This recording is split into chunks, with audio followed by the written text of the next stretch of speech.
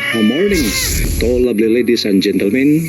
Ang ating topic sa umagang ito ay mag-update tayo sa palay. Aking kaliwa dito ay pareho lang to ang variety. Ayan, mababa dito.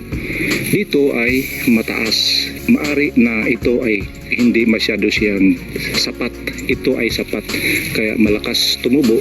Kadalasan na mga palay noon, ang stem nodes ay mataba na siya at mabilog at mayroon na talagang laman. Yun ang una kong bumalik ako dito, mga isang linggong nakalipas, lahat ng palay ay nagkaroon na talaga siya ng full bloom o yung pag rice bearing sa palay. Complete na siya pero wala pang solid na laman ang rice greens.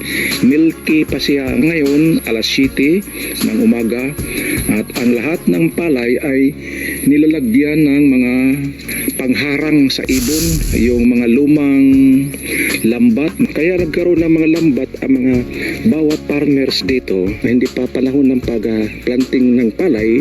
Ang ginagawa ng mga farmers ay nanglalambat muna sila ng isda diyan sa ilog o doon sa sea. Yun ang mga isang hanap buhay sa mga farmers dito. Pag farmers ka, fishermen ka rin. Once tested, always wanted. Old dresses na hindi na ginagamit, mas mainam na ilagay mo yung damit na hindi pa talaga nagkaroon ng paglaba, yung galing sa iyong pawis, kasi maamoy ng mga ibon na nandyan ang iyong pawis, kaya alam nila na may tao. Mas mainam na yun ang gamitin mo.